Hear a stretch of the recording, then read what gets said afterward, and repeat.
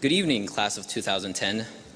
Before I commence my speech, I would first like to thank my family, especially my aunt and uncle who came down from California, and my grandparents who flew from halfway around the world.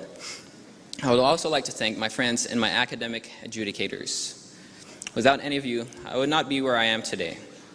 Thank you, because without your help, I would not have been given this chance to represent the class with a lengthy speech comprised of highly personal anecdotes, a chance I now plan to take full advantage of. Now, I realize that some of you do not care for what I'm about to say, so I invited Nathan Turner up here to enhance this experience with some mood-setting music. Some mood-setting music.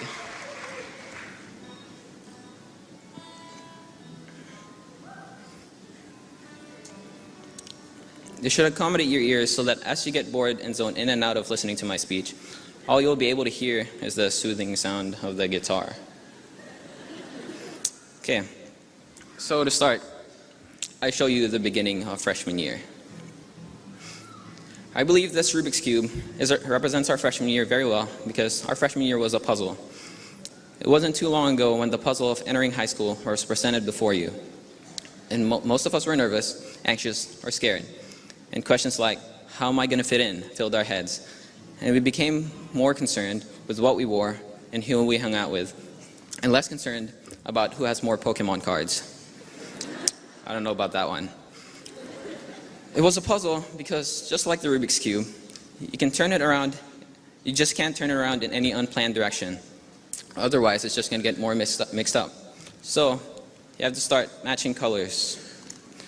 You have to know what's going on where, who's dating who. And by the time freshman year is almost over, you've solved part of your Rubik's Cube. But you still have a long way to go. Now, sophomore year was kind of a blur. Hold on one second.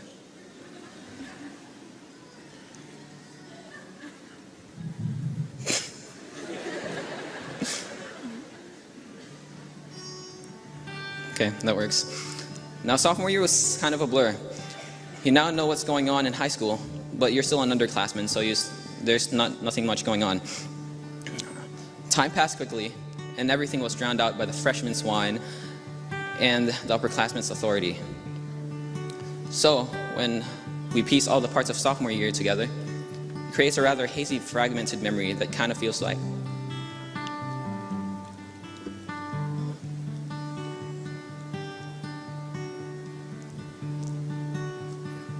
and then he just started crying all over the place, so I did what anyone else would do.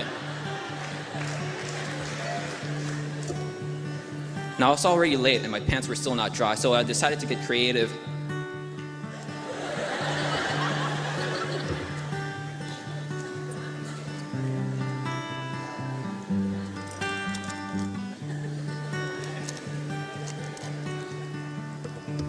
And thus, we coast through sophomore year, leaving ourselves to wonder what really happened. Yet we managed to solve more of the Rubik's Cube. And then junior year. You're finally an upperclassman, and you are now entitled to a lot more power to influence the school. You are becoming more of a leader than a follower, but you soon realize that it just gets much harder from here. More AP classes are available. The IB program begins. Coaches rely on you more. Underclassmen begin to look up to you, and you're finally allowed to go to prom. It's all fun until you begin to realize what the responsibility that's been given to you. And you have to be careful what you do because any wrong move can send you back to square one. Every move you make has to be just right so that the last year in high school will be simple.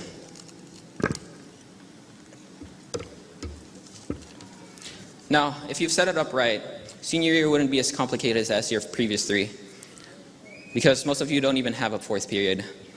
But there is one important thing that you need to get out of the way before you leave, and I think I can best describe this through the words of Lance Jabber.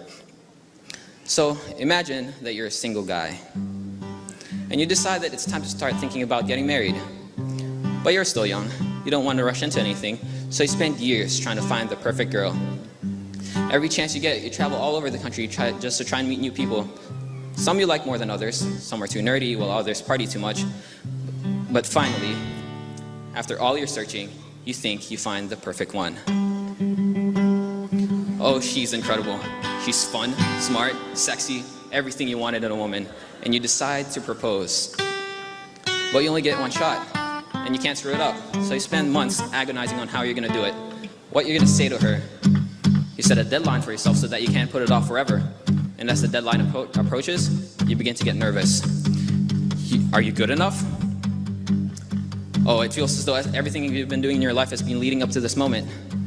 Finally, the deadline is here. Oh, you're so nervous. She's way out of your league. Is the ring big enough? How many mistakes have you made so far? Is it too late to go back?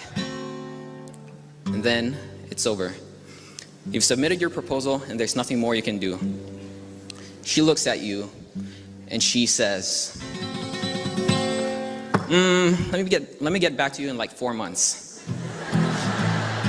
That's pretty much what applying to college is like. And you know what? She'll probably say no. But guess what you didn't tell her? You proposed to a bunch of backup chicks just in case she rejected you. And they're all begging to come marry you instead. Well, now that college is just around the corner, all you have to do is just turn those few sides. 1 second. And you finally solve your Rubik's Cube.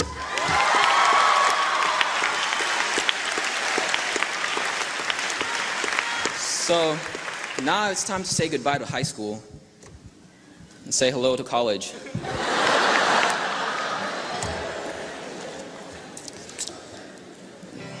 So now that we're done with high school, it's time to look ahead into the future. A few years from now, we're going to look back at these high school years and talk about our accomplishments and all the ridiculous things we've had to do. We'll all probably laugh about all the stuff we've done and said while we were still in high school. And then just remember, you gotta just remember. As we go on, we remember all the times we had together. And as our lives change from whatever, we will still be friends forever, yeah.